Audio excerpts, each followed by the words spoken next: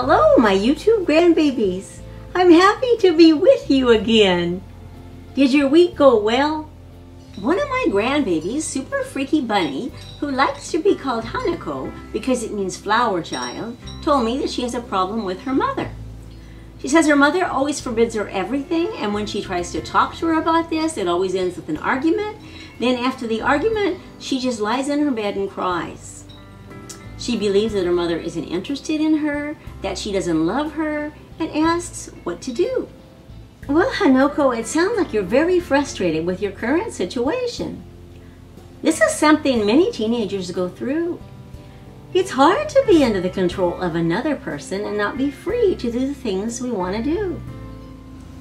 Sometimes we like to think that if we could just explain our point of view, we could change the other person's mind. But when the person in control, in your case that's your mom, has strong feelings for or against something, and has already made up her mind, there's nothing we can do or say to change it. This seems unfair, but it's the way life is, and as everyone has heard a million times, life isn't fair. Most parents do love their children, but I don't know if your mom loves you or if she's even interested in you. I do know that parents are responsible to do everything they can to keep their minor children safe. It's probably easy for you to understand why a mother takes a sharp knife away from a very small child and refuses to let him play with it. She knows more about knives than he does and realizes he might cut himself and hurt himself badly. When she takes a knife away from a small child, he will cry, and feel that she doesn't love him because she doesn't give him his way. But the truth is, she made the decision because she does love him and she doesn't want him to hurt himself. Sometimes a small child wants to play with one of his mother's special treasures, and it wouldn't hurt the child, but it might damage the treasure. All mothers are just children who got older. They still have their own personal wants and needs too. As a child grows into a teenager, that child knows more and more about life. Most teenagers know not to play around with sharp knives or stick their hands in the fire because they know they're in danger of cutting or burning themselves.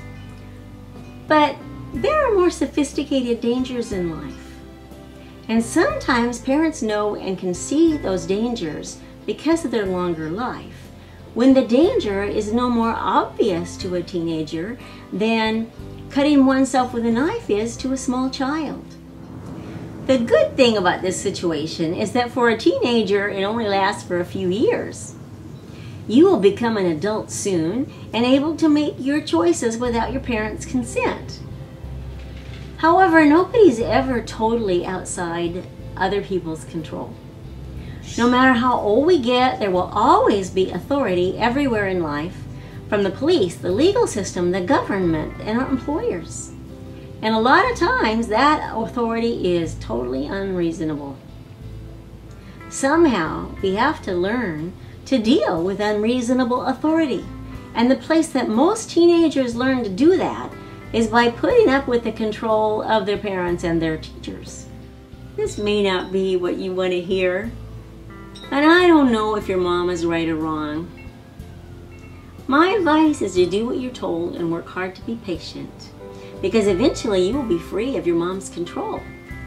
The lessons of obedience that you're learning right now will help you succeed for the many future decades of your life. In the meantime, I hope that most of your life is going well for you, and I wish you many happy days and happy times right now in 2011. So, all my grandbabies, tell me, what is the best thing in your life right now? Leave a comment below and let me know. Remember, you can ask Grandma anything. If you ask in a comment, I might answer in a video. If you ask in a personal message, my answer will be private. See you soon.